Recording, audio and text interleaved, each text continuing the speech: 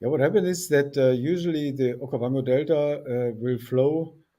The river Okavango River will flow down to the plants or to these areas, which is pretty much south of the Okavango. And yeah, last year, the whole year of 23, no water was reaching this lagoon where the hippos are. So that's why the water left in the lagoon from former year get less and less. And yeah, the hippos get stuck in a very small pond. So it was approximately 170. Later, there were like 200. So we started our actions in June 23. So we had a lot of experience from our project in 2019-20. There was a similar situation. And this time we were well prepared. We know what to do. So we reactivated an existing borehole with a solar pump and some piping.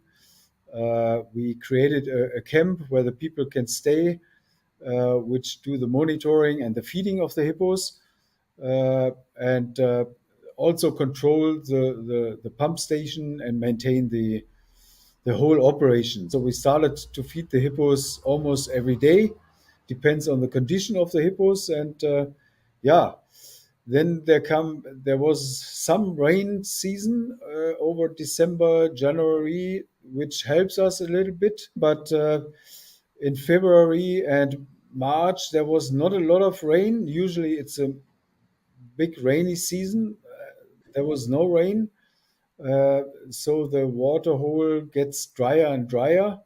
And yeah, the situation gets worse. We created, together with the Department of Wildlife, Botswana, a new small water pond because the old pond is too muddy already. So it's easy for the hippos to get stuck there. So we help them with a new pond and pump it full with water, and that's where we are now. So they were already stuck and since last year, and you already did the water and you started the feeding, and because it was so dry in February and March, they got stuck again. Exactly. And when you mean stuck, does it mean they cannot get themselves out of there?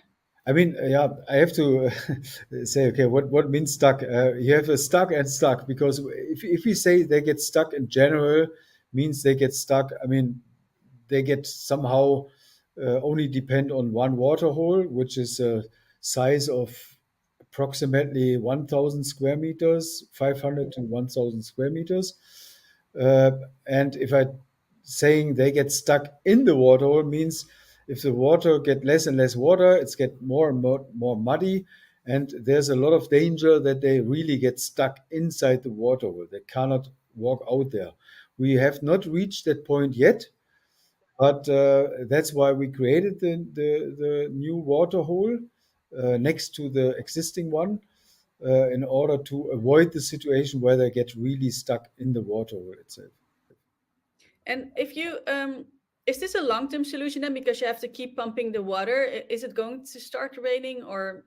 No, unfortunately, the rainy season is over. There's no expected rain will come, let's say, the next 6 months. So it means for us, the only solution will be the Okavango River will come back. So the flood is coming. We think it's very near, around 2 to 3 months, but we don't know how many water will come because of the missing rainfall at all in Botswana. It might lose a lot of water on the way to come to the lagoon again. So we don't 100% don't know if the water will reach the lagoon. But if not, there might be neighborhood lagoons where the hippo can walk to. So far, we think our project will go for the next 3 to 4 months by pumping water and a little bit of feeding. There is a lot of stress inside the waterhole, of course, because it's normally the hippos are moving or acting, living in smaller groups. They are not usually in that large groups. So we try to feed the family groups individually. That's one point, that they don't come at the same time, at the same place for feeding. But of course, there's a lot of stress under in the waterhole. That's, I mean, if you look at the size of the waterhole and the mass population of hippos, it is trouble. There's a lot of trouble. What do you feed them? Yeah, mostly it's lucerne uh, or grass, whatever is available.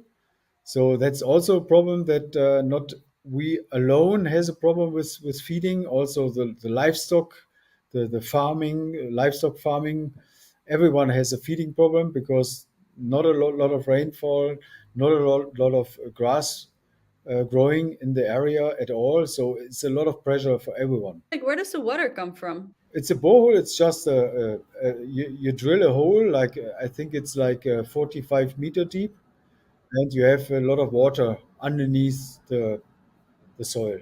And why do you think they don't on their own move? Yeah, I mean, there are different opinions.